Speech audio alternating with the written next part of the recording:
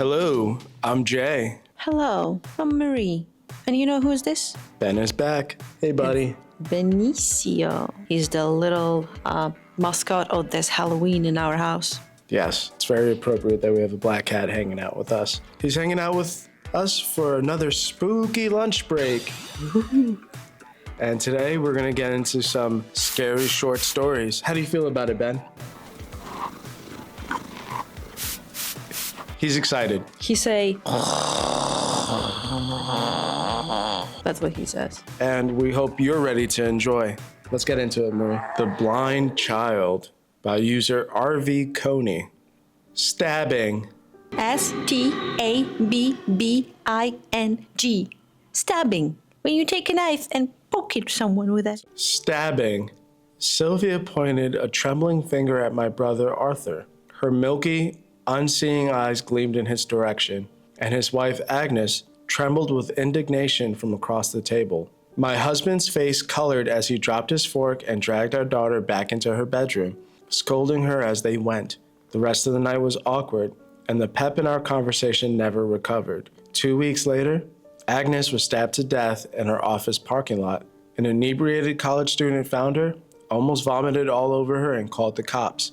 My brother swore that he bore no ill will against my daughter, but I could tell he was lying. One day, the middle-aged woman who taught my daughter how to read her braille called me. Ma'am, I don't know what's going on, but your daughter's been whispering, electrocution, electrocution, for the past half hour, and is starting to distract her from her lessons. Could you please talk to her? I did. Sylvia, in her 9-year-old lack of understanding, told me it was just a cool new word she learned at school. The death of an electrician made headlines the following week. It was a freak accident involving tangled wires and a bucket of water. Sylvia's teacher's face was blurred for privacy, but her voice was as familiar as anything to me. He was my partner, my soulmate. While my husband was working late, I called Sylvia into the living room. Honey, is there anything Mommy should know? She hesitated. Honey, you know you can talk to me. She denied it once more. I have no secrets from you, Mommy. My husband walked into the living room with his hair tousled and his eyes distant. Instead of rushing to hug her dad, Sylvia simply turned towards him. Fire, she said. So what do you think is going on here? I think it's pretty obvious, right? The child make people die?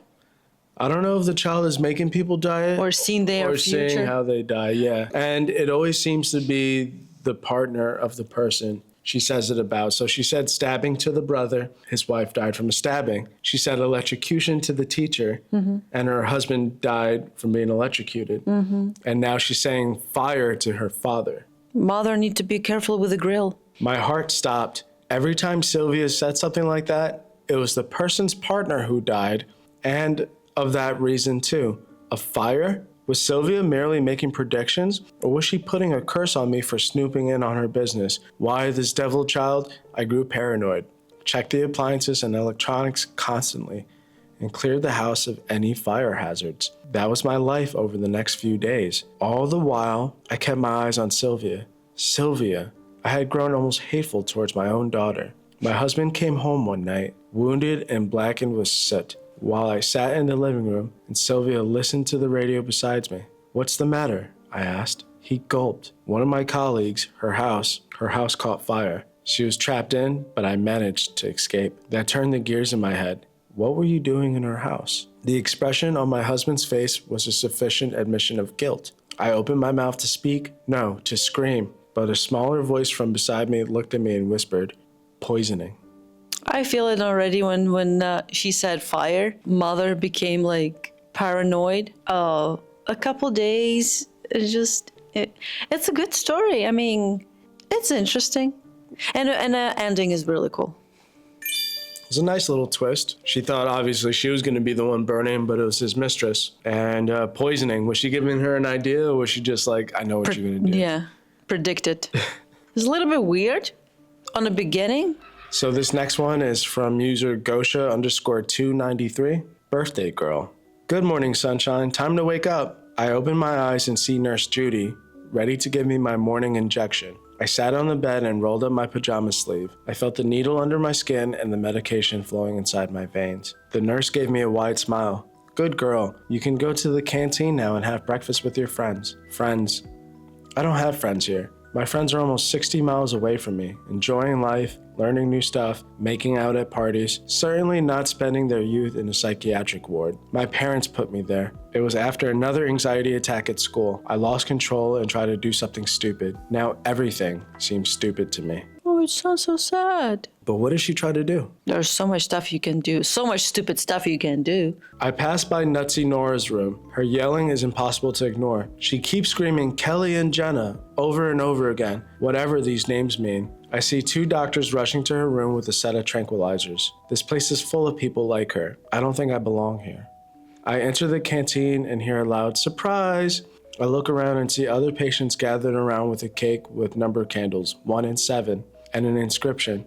Happy birthday, Robin. Right, it's my 17th birthday. Yay. I totally forgot. I force myself to smile and blow the candles. The cake tastes like soap or a cough syrup. I hide both candles in my pocket when nobody's watching. I guess it's the only gift I can count on today. I stop one of the nurses on the way back to my room. I ask if my parents are going to see me. She shrugs and walks away without saying a word. Bitch. That's kind of sad. It is. Like your parents not seeing you on your birthday? Yeah, what they doing? What did you do that your parents don't even want to see you? I think we'll find out the answer.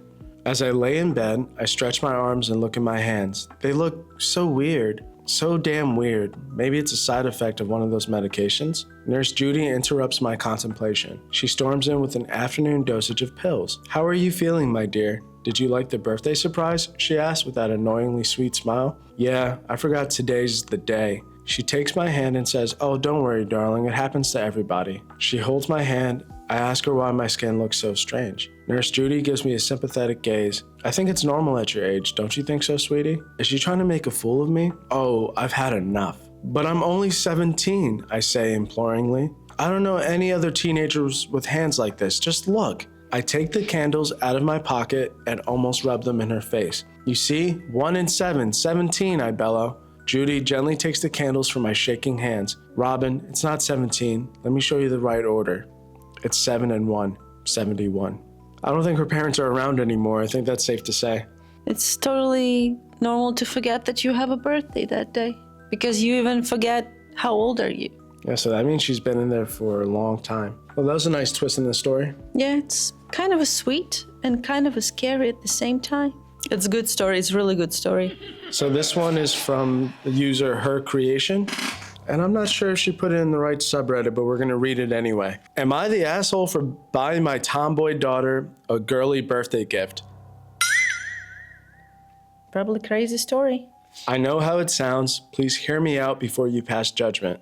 I have 1 kid, 10 female, who I love dearly, but she's not a very girly girl. She likes Legos, roughhousing, clothes from the boys section, stuff like that. So I figured I'd get her something different for her birthday to steer her in the right direction. I settled on a music box, pastel pink in color with a pretty ballerina inside that twirls to the music when you wind it up. I thought she might be inspired to wear jewelry if she had somewhere to put it. I mean, like, let's treat it as if, am I the asshole? What do you think? Is she an asshole so far? Yeah, nobody's want to dancing ballerina if you not do ballet. Yeah, your daughter's gonna like what she likes. Like, you can't control that. I mean, you could always try to influence her, but she seems to like what she likes, right? Yeah. I wrapped it up in a box topped with a big bow. You know, the works. My daughter cried a little bit when she opened her present, which was to be expected.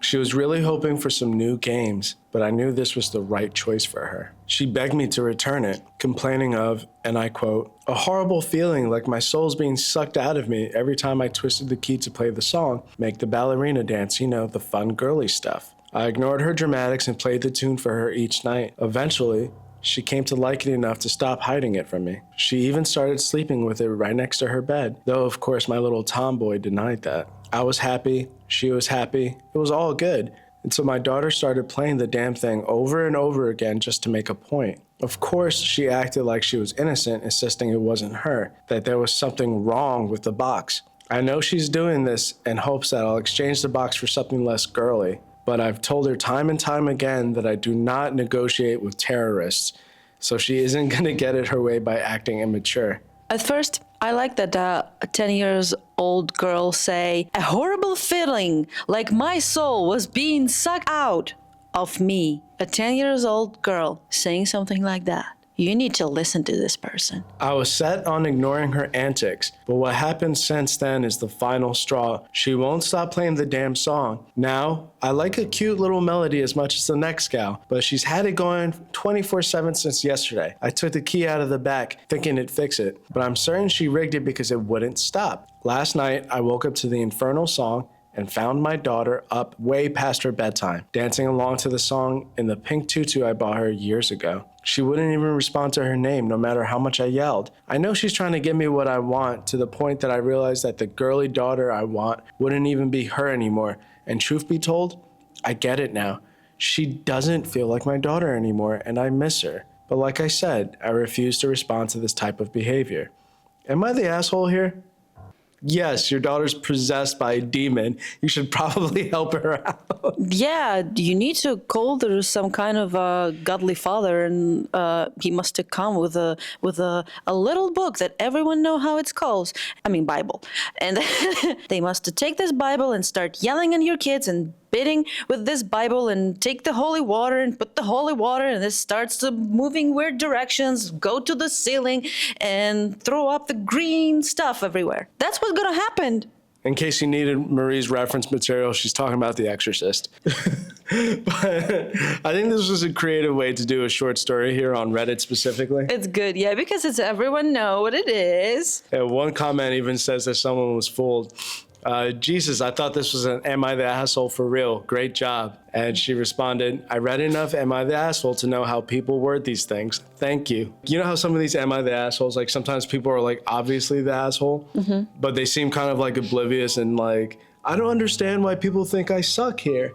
So she kind of wrote it in a way where it's like, I don't understand why people would think I suck here, but am I the asshole? Yeah, like, exercise your daughter. Like, I understand the story, but the question is, who gives the child a toy with a ballerina who's dancing? It's not make anyone happy on a birthday. Kids right now want something cool. I think it's much cooler if she's bought like CD player somewhere in a like thrift store, and some CD was already inside. And it was pink and so cool. So I bring it to my daughter and it's just like, hey, look, it's CD and it's so cool. It's like, you know, it's interesting and young generation, like everything, old school, or how they call it, vintage.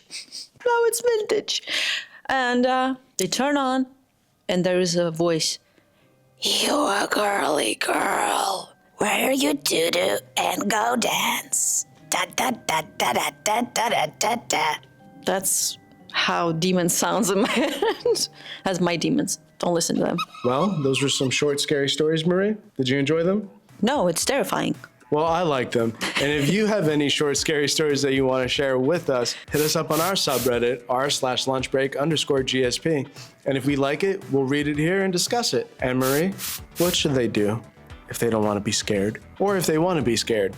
If you don't want to be scared, you like, comment, and subscribe on our channel, and then you watch our lunch break before Halloween edition. And if you want to be scared, well, listen, like, comment, and subscribe, and go and watch other videos from our lunch break Halloween edition. Ta-da! Everything's so easy. For everyone, there is something on our channel. We're gonna be so happy to see you in the next episode of Lunch Break. See ya! Bye.